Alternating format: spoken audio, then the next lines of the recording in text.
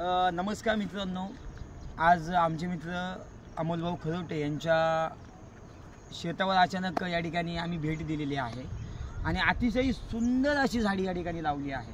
आपण बघत असाल सर्व झाडी या ठिकाणी आहे। साधारण 3 वर्षापासून अमोल भाऊंनी हे झाडांचं संगोपन पूर्णपणे प्रामाणिकपणे केलेलं आहे आणि झाडांचा फायदा काय आहे आपण सर्वांना माहितीच आहे।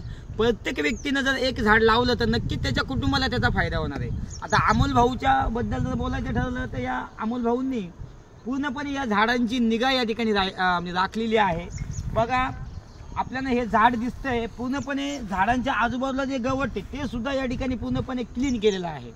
म्हणजे नुसते झाडं लावायचे नाहीये, त्यांची काळजी सुद्धा घ्यायची आहे। आणि आपण या ठिकाणी बघत असाल चिकूचं झाड आहे। बघा, हे चिकूचं झाड अतिशय लहान होतं आणि आता त्याची जर उंची जर बघितली तर मी ज्या ठिकाणी आहे तशी त्या झाडाची सुद्धा उंची आहे।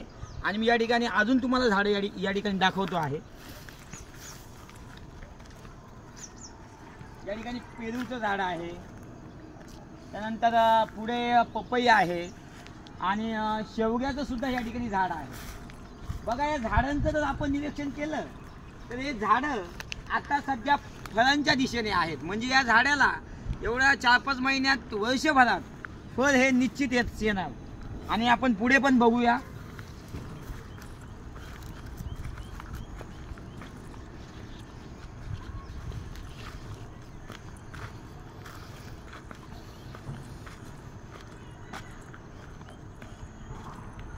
या ठिकाणी आपण जर बघितलं तर या झाडाला या ठिकाणी फळ आलेलं आहे आणि हे झाड या ठिकाणी आहे पेरूचं।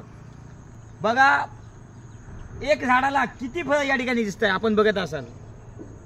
या फळाचा नक्कीच फायदा त्या कुटुंबाला होईल आणि खूप चांगली झाडी या ठिकाणी आहे। तर या आमचा एकच उद्देश आहे, एक झाड एक मित्र परिवाराचं, की प्रत्येक व्यक्तीने एक झाड आपल्यासाठी आपल्या कुटुंबासाठी या ठिकाणी लावलं पाहिजे, कारण ती काळाची गरज आहे। आणि अतिशय सुंदर अशी झाडी अमोल भाऊ यांनी या ठिकाणी केलेली आहे।